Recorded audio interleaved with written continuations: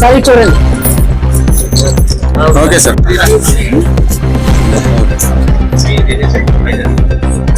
ఓకేనండి. ఓకేనండి.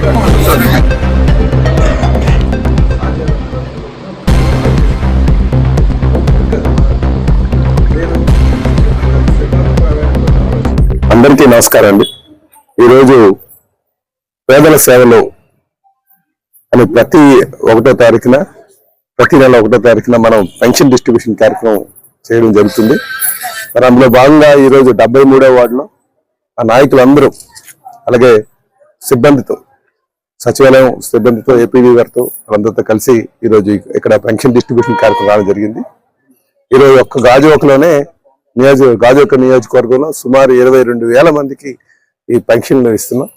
అంటే ప్రతి నెల 1,10,00,000 రూపాయలు ఇక్కడ డిస్ట్రిబ్యూషన్ జరుగుతుందని చెప్పి ఈ సందర్భంగా తెలియజేస్తున్నాను.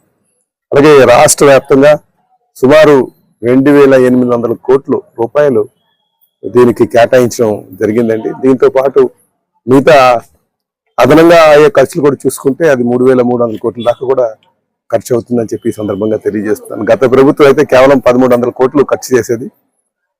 కూటమి ప్రభుత్వం అధికారంకి వచ్చిన తర్వాత ముఖ్యమంత్రిగా చంద్రబాబు నాయుడు గారు ప్రమాణ స్వీకారం చేసిన తర్వాత, అలాగే డిప్యూటీ సీఎంగా పవన్ కళ్యాణ్ గారు ప్రమాణ స్వీకారం చేసిన తర్వాత సుమారు 65 లక్షల మందికి ప్రతి నెల పెన్షన్ ఇవ్వడం జరుగుతుందండి.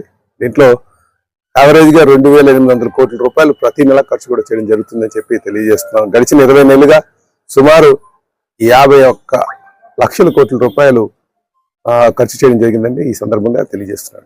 భవిష్యత్తులో కూడా ఎవరైతే ఇంకా నిజమైనటువంటి లబ్ధిదారులు ఉన్నారో వాళ్ళందరికీ కూడా వచ్చేటట్టుగా చేస్తామని చెప్పి తెలియజేస్తున్నాం.